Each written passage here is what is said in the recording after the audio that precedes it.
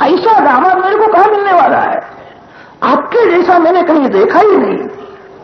संकोच करना नहीं, जो मांगो सो आपको मैं दूं। वामन जी ने स्मित हास्य किया है, जगत को समझाया है, किसी के यहां भी मांगने के लिए जाओ तो प्रथम उसकी थोड़ी प्रशंसा करो, फिर मांगना। शक्कर से भी मिठास प्रशंसा में ज्यादा होती, उसकी प्रशंसा करो, उसके माता पिता की प्रशंसा करो। आजकल ये श्रीमान लोगों के घर में स्त्री का ही राज होता है, घर वाली की प्रशंसा करो तो जल्दी ज्यादा मिल जाएगा। जगत को समझाया है, प्रशंसा की है।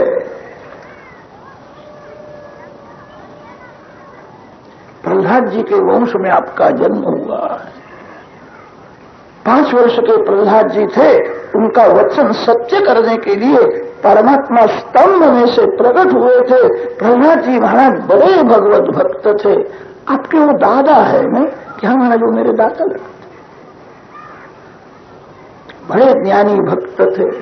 आपके पिता विरोचन महाराज तो अति उदार थे। मैंने ऐसा सुना है, एक ब्राह्मण को विरोचन राजा ने दान में अपना आयुष दिया था। ब्राह्मण का आयुष पूरा हो गया था। विरोचन राजा को खबर पड़ी, मेरा आयुष आपको मिले। आपकी जगत को जरूरत है।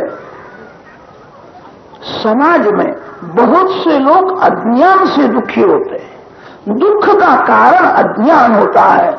समाज का अज्ञान दूर करना, जगत को ज्ञान देना ब्राह्मण का काम है। आपकी जगत को बहुत जरूरत है। ब्राह्मण का आयुष पूरा हुआ था, विरोचन राजा ने अपना आयुष ब्राह्मण को दान में दिया था। विरोचन महाराज बड़े उदार थे। वो आपके पिताजी है? कि हाँ महाराज, वो मेरे पिताजी है। मेरे पिताजी ने ब्राह्मण को आयुष दिया था। आपके दादा प्रहलाद तो महान भगवत भक्त थे, पर दादा हिरण्यकश्यपु महान वीर थे। इंद्रादि देवों का भी उन्होंने पराभव किया था। मेरे को तो ऐसा दिखता है, पर दादा हिरण्यकश्यपु की शक्ति, दादा प्रहलाद जी की भक्ति और पिता विरोचन महाराज की उदारता, ये सभी सद्गुण तेरे में 16 नहीं आ गए। बड़ी उदार हो। मेरे को विश्वास है, मैं जो मांगूंगा सो मेरे को मिलने वाला ही है। बलि को वचन में बांध दिया है। बलि राजा को आनंद होता है, महाराज मांगो, जो मांगोगे सो मैं आपको दूंगा। राजा, मैं तो संतोषी ब्राह्मण हूं, मैं ज्यादा लेने के लिए आया नहीं, मेरे पांव से माप करके 3 पांव पृथ्वी का दान लेने के लिए आया। बलि राजा मन में बोले, हंसने लगे। मन में विचार करते हैं, अवस्था बहुत छोटी है, सो बुद्धि अभी कच्ची है, मांगना आया नहीं। बड़े ज्ञानी है, अवस्था बहुत छोटी है। मेरे को कहते 3 पांव पृथ्वी का मेरे को दान दो। बलि राजा ने वंदन करके कहा है, दान लेने वाले को संतोष होवे ये तो ठीक है, दान देने वाले को भी संतोष होना चाहिए। ये बहुत ही कम है। मैं अपना परिचय आपको कैसा दूं? आत्म परिचय कभी अपने मुख से नहीं देना चाहिए। आपका परिचय दूसरा कोई भले देवे। अपना परिचय जो अपने मुख से देता है, उसके पुण्य का नाश हो जाता है, आयुष का नाश होता है। मेरे को बोलने की इच्छा नहीं है, क्या करूं, आज बोलना पड़ता है। इस संसार में मेरी ऐसी प्रसिद्धि है, जिस ब्राह्मण को मैं दान देता हूं, वह ब्राह्मण दूसरे के घर में कभी दान लेने के लिए जाता ही नहीं है। जगत में मेरी ऐसी प्रसिद्धि है, आज मेरे यहां दान लेने के लिए आए हो, फिर से दूसरे किसी के यहां दान लेने के लिए जाओ, ये मेरे लिए अच्छा नहीं। ये तो बहुत ही कम है। आपका दर्शन करने से ही मैं समझ गया आप संतोषी ब्राह्मण हो, आप लोभी नहीं हो। ये तो बहुत ही कम है। 3 पांव पृथ्वी से क्या होने वाला है? महाराज, आप बड़े हो गए तो आपका लग्न होगा। लग्न होने के बाद संध्या, गायत्री, तपश्चर्या छोड़ करके पैसे के लिए प्रवृत्ति करनी पड़ेगी। आप बड़े तपस्वी लगते हो, भगवान की भक्ति छोड़ करके पैसे के लिए प्रवृत्ति करने में आपको दुख होगा। मैं कैसा मूर्ख हूं, भगवान को छोड़ करके पैसे के पीछे पड़ा हूं। आप बड़े तपस्वी लगते हो। 3 पांव पृथ्वी से क्या होने वाला है? ये तो बहुत ही कम है। 3 गांव का दान मैं आपको करूं। दिन भर आप संध्या गायत्री करो, कुटुंब का भरण पोषण होवे। 3 पांव पृथ्वी से कुछ होता नहीं है। 3 गांव में आपको देने के लिए तैयार। आप कुछ ज्यादा मांगो, ये बहुत ही कम है। वामन जी ने कहा है, राजन आप तो बहुत देने के लिए तैयार हो, मेरे को तो विचार करना चाहिए। अति संग्रह करने के लिए जो दान दे लेता है उसका पतन हो जाता है। जिसकी बहुत जरूरत है उतना दान लेना ब्राह्मण का धर्म है। संध्या गायत्री सत्कर्म करने से पाप का नाश होता है। जो अति संग्रह करने के लिए दान लेता है, यावदर्थ प्रतिग्रह, मैं संतोषी ब्राह्मण हूं, लाभ से लोभ बढ़ता है। लोभ ही पाप कराता है। मैंने ऐसा सुना है, बड़े बड़े राजा लोग लोभ से पाप करते थे। पाप का बाप लोभ है। मैं संतोषी ब्राह्मण हूं, शास्त्रों में ऐसा लिखा है, साधु और ब्राह्मण के जीवन में अति संतोष होना चाहिए। क्षत्रिय और वैश्य थोड़ा लोभ करे, क्षम्य है। साधु लोभ करे, ब्राह्मण लोभ करे, भगवान नाराज हो जाते। संतोष ही धर्म है। ज्यादा लेकर के मैं क्या करूं? बलि राजा को थोड़ा अभिमान था, मैं बहुत दान देता हूं, मेरे जैसा उदार कोई नहीं है। वामन जी ने कहा, तेरे जैसा दान देने वाला कोई नहीं है, याद रखना मेरे जैसा दान लेने वाला भी तेरे को कोई नहीं मिलेगा।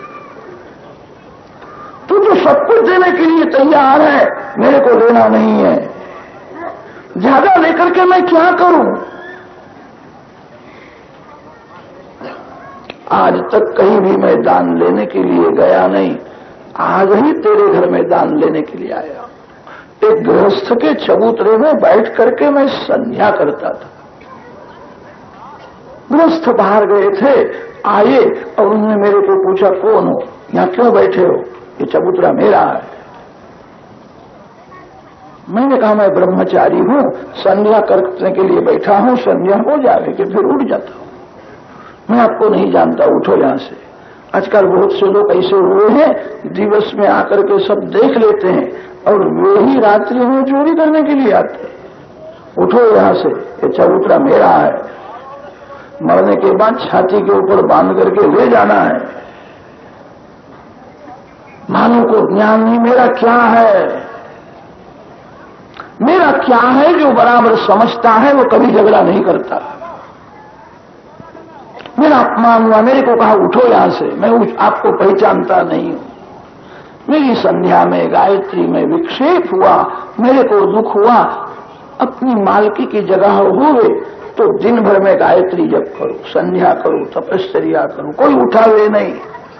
मेरी तो ऐसी इच्छा है, तेरी जगह में बैठ करके मेरे को गायत्री का पुरस्चरण करना।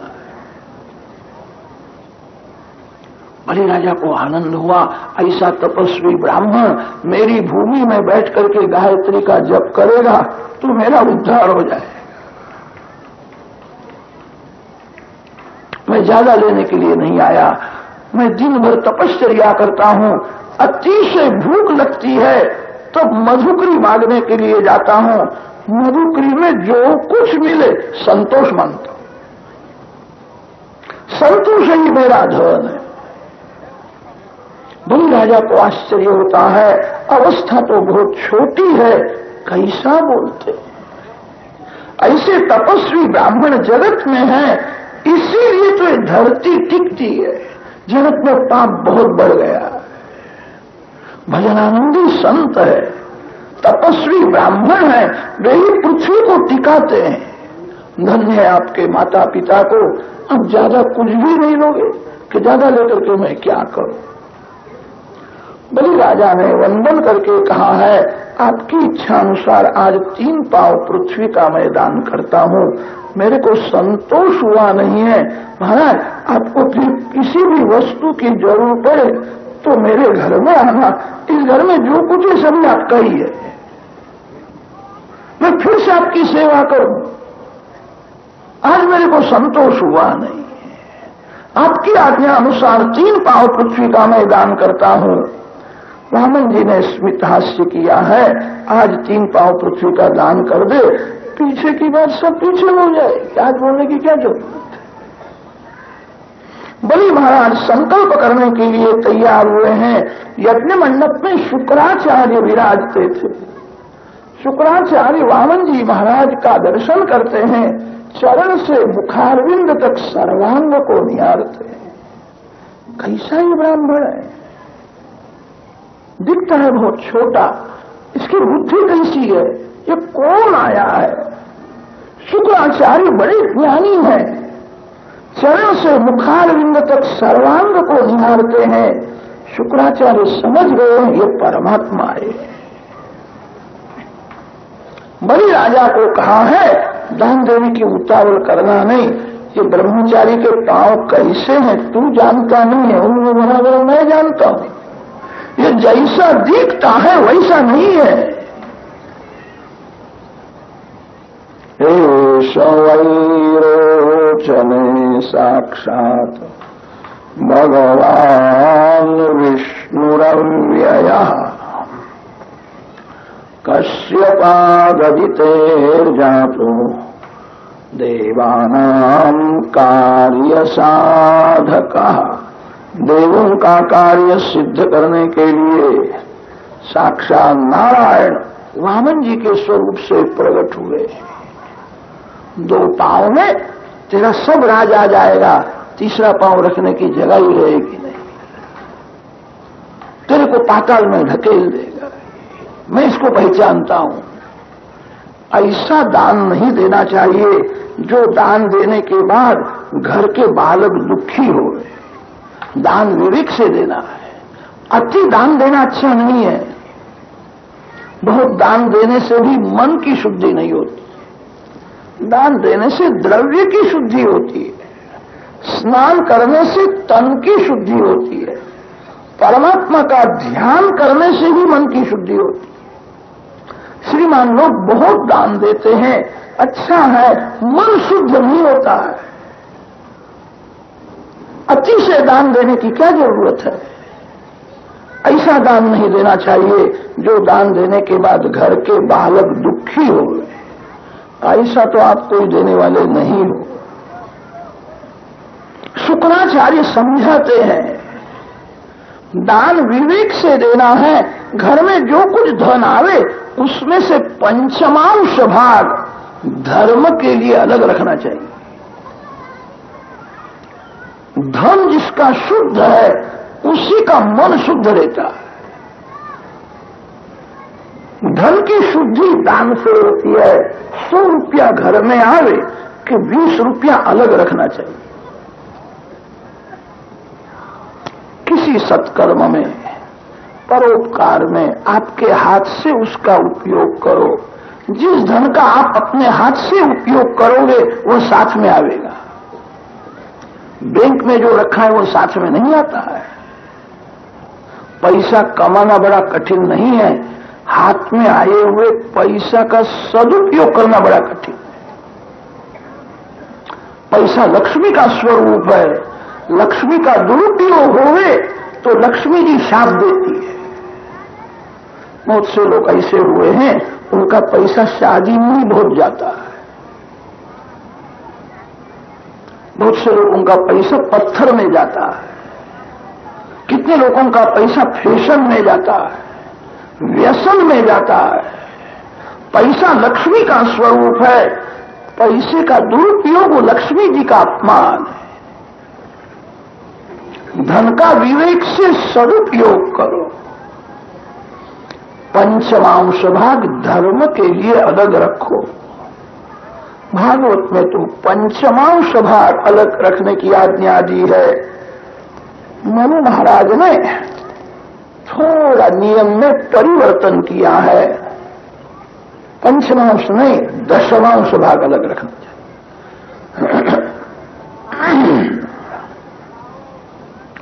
मनु महाराज जानते थे कलयुग में महंगाई बहुत होने वाली है,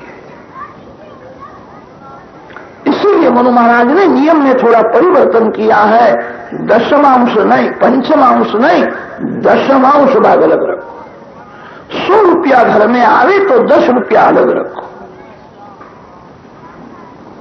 एक धन का भाग धर्म के लिए रखो। गृहस्थ के लिए मोह शोक में, लौकिक सुख में थोड़ा धन का उपयोग करे तो क्षम्य है। कामाय शब्द लिखा है।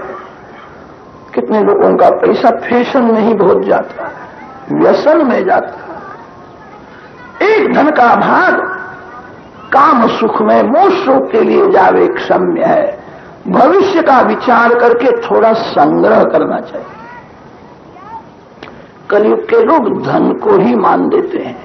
जिसके हाथ में पैसा नहीं है, बहुत से सद्गुण होने पर भी उसको मान नहीं मिलता है, तिरस्कार होता है। कलयुग के लोग धन को ही मान देते हैं। हाथ में पैसा न होवे तो घर के लोग भी तिरस्कार करते हैं। पैसे को ही मान मिलता है। भविष्य का विचार करके संग्रह करो। आपके हाथ में पैसा होवे तो धन के लोभ से भी पुत्र थोड़ी सेवा करेगा। कलयुग के कितने पुत्र ऐसे हुए हैं, माँ बाप को कुछ देते ही नहीं। जो कुछ मिलता है उसको अपनी बहू को ही दे देते हैं, माता पिता को कुछ भी नहीं देते। कितने लोग तो माता पिता को अनाथ आश्रम में रखने के लिए ले जाते हैं। भविष्य का विचार करके थोड़ा संग्रह करो। अति संग्रह करना नहीं, अति संग्रह में से विग्रह उत्पन्न होता है। अति संग्रह से मन बिगड़ता है। विवेक से थोड़ा संग्रह करो। शुक्राचार्य जी समझाते हैं, इस ब्राह्मण को तू दान देगा, तेरे को बैठने की भी जगह रहेगी नहीं। तू दरिद्री हो जाएगा, तू दुखी होगा, इसलिए मैं तेरे को सावधान करता हूं। बलि राजा ने कहा है, आपने मेरे को सुंदर उपदेश दिया है, मैं वैष्णव हूं,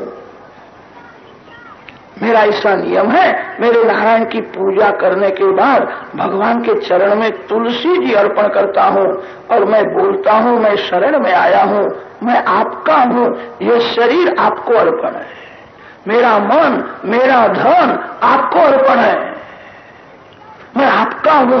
ऐसा बोल करके मैं साष्टांग प्रणाम करता हूं। अभी तक तो मैं मानता था ये कोई ब्राह्मण का बालक मांगने के लिए आया है, आपने ही मेरे को कहे तो नारायण आए, परमात्मा आए हैं, मैं अपना सर्वस्व इनको दूंगा। भले मैं दरिद्री हो जाऊं तो क्या हर्ज है। संपत्ति का जिसने सदुपयोग किया है उसको विपत्ति में भी शांति मिलती है।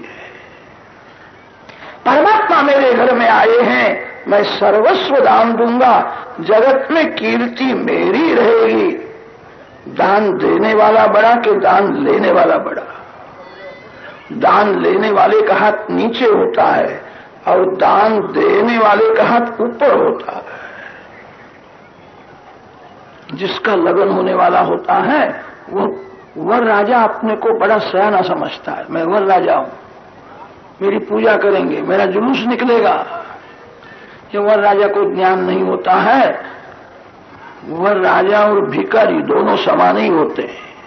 भिखारी रोता हुआ भीख मांगने के लिए आता है और ये वर राजा जुलूस लेकर के भी भीख मांगने के लिए आता है।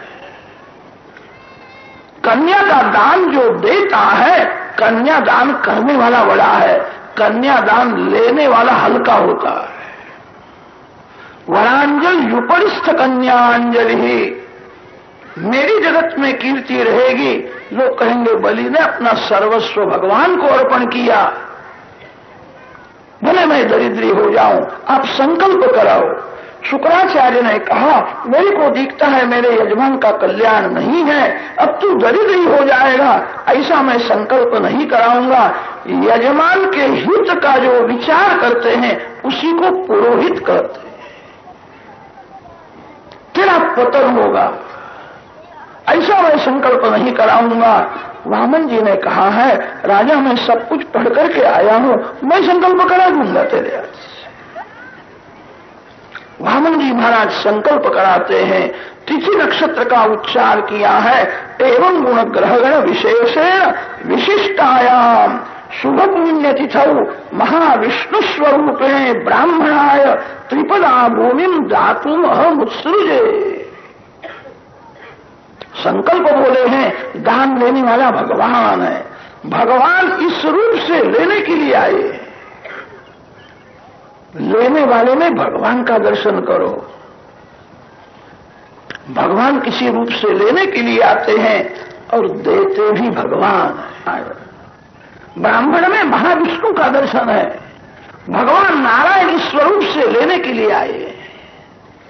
दान का संकल्प बोलते हैं। बलि राजा को कहा झाड़ी में से थोड़ा जल मेरे हाथ में दे दे कि संकल्प सफल हो गया, पूरा हो गया। बलि महाराज झाड़ी में से जल देने के लिए जाते हैं। अंदर शुक्राचार्य जाकर के बैठे थे, जल बाहर आता ही नहीं। वामन जी महाराज समझ गए शुक्राचार्य कुछ विघ्न करते हैं। वामन जी महाराज ब्रह्मचारी है, ब्रह्मचारी दर्भ लेकर के आए थे। दर्भ की एक सलाखा अंदर डाली है, शुक्राचार्य की एक आंख फोड़ डाली। शुक्राचार्य ने विचार किया अब ज्यादा विघ्न करूं तो मेरे को अंधा बना देगा। भगवान दया से सजा करते हैं, दया है। दो आंख फोड़ते नहीं, एक ही आंख फोड़ डाली है। शुक्राचार्य बड़े ज्ञानी हैं। शुक्राचार्य को भगवान समझाते हैं आप दो आंख से जगत को क्यों देखते हो। जो दो आंख से जगत को देखता है उसका ज्ञान बढ़ जाता है। ज्ञान प्राप्त करना कठिन नहीं है, ज्ञान को टिकाना बड़ा कठिन है। ज्ञान को वही टिका सकता है जो एक आंख जगत को देता है और एक आंख जो भगवान में रखता है। एक आंख से सब कुछ दिखता है, दो आंख से जगत को देखना नहीं। एक आंख भगवान में रखो। इसका अर्थ यह होता है मेरे को भगवान के चरण में जाना है। दो आंख से जो जगत को देखता है उसका ज्ञान बढ़ जाता है। एक आंख भगवान में रखो और एक आंख जगत को दो। भगवान ने दो हाथ दिए हैं, एक हाथ से संसार व्यवहार का काम करो और एक हाथ से भगवान का काम करो। शुक्राचार्य की एक आंख फोड़ डाली है। शुक्राचार्य समझ गए। यजंती यज्ञक्रतुर्यमादृता भवन्त आम्नाय विधान कोविदा सैव विष्णुर्वरदोस्तु वा परो दास्याम्यमुष्मै क्षितिमीप्सितां मुने। दान का संकल्प हुआ तभी तक वामन जी महाराज 6-7 वर्ष के छोटे से ब्रह्मचारी रूप से विराजमान थे। जहां संकल्प हुआ धीरे धीरे स्वरूप को बढ़ाने लगे हैं। स्वरूप को ऐसा बढ़ाया है 1000 हाथ प्रकट हुए। वामन जी महाराज के चरण धरती में है और मस्तक ब्रह्मलोक तक गया है। जगत भगवान में है, जगत के आधार भगवान है, भगवान का आधार कोई नहीं है। ईश्वर वह है जिसका कोई आधार नहीं है, जो सबका आधार है, जो सर्व का आधार, जिसका कोई आधार नहीं, निराधार, वही ईश्वर है। वामन जी महाराज का स्वरूप इतना बढ़ गया है, इंद्रलोक, चंद्रलोक, ब्रह्मलोक वामन जी महाराज के श्रीअंग में दिखते हैं। दर्शन करने में बहुत भय लगता है। मस्तक ब्रह्मलोक तक गया है। सभी देव गंधर्व वामन जी महाराज के शरीर में है। भगवान सभी के आधार है। जगत को भगवान में देखना है, जगत को भगवान के साथ में देखना है। साधारण मानव जगत को ईश्वर से अलग करके देखता है, इसीलिए आंख और मन बिगड़ जाता है। जगत को जो भगवान में देखता है, जगत को जो भगवान के साथ में देखता है, उसका मन नहीं बिगड़ता नहीं है। कोई भी वस्तु निराधार नहीं रह सकती है, सबके आधार भगवान है। पृथ्वी जल में है, जल तेज में है, तेज वायु में है, वायु आकाश में है और आकाश भगवान में है। आत्मन आकाश संभूत आकाशाद वायु, वायोरग्नि, अग्नेराप, अद्भ्य पृथ्वी, पृथिव्या औषधय, सबके आधार भगवान है। वामन जी का स्वरूप अतिशय विशाल है। चरण पृथ्वी में है, मस्तक ब्रह्मलोक तक गया है। 2 पांव में बलि राजा का राज आ गया है। तीसरा चरण रखने की जगह ही रही नहीं है। बलि को कहा है 3 पांव पृथ्वी का मैं दान करूंगा, ऐसा तुमने संकल्प किया है। जो संकल्प के अनुसार दान नहीं देता उसकी दुर्गति होती है। मेरा 1 पांव बाकी है।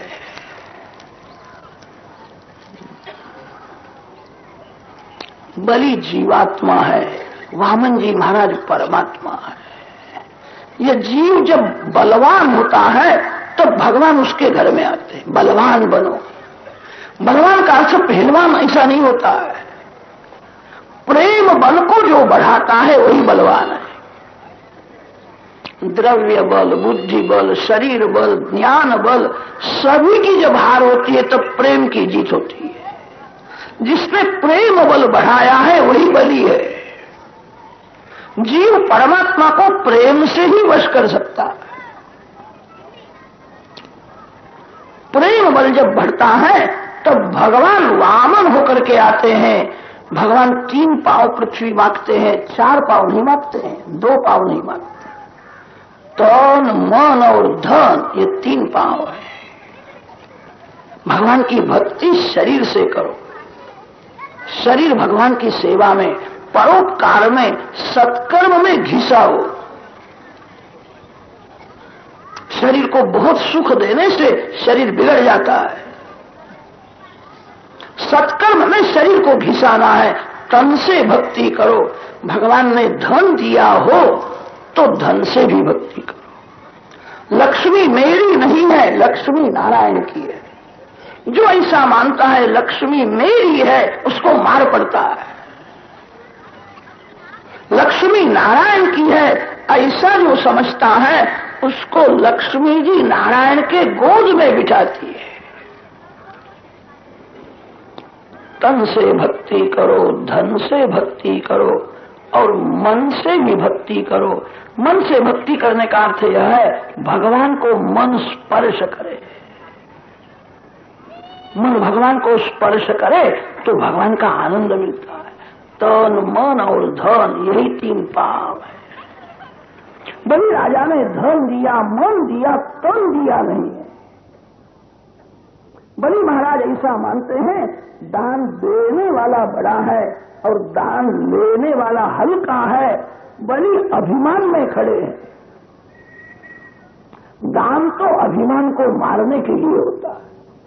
कितने लोग दान देते हैं फिर बहुत अक्कड़ में चलते हैं।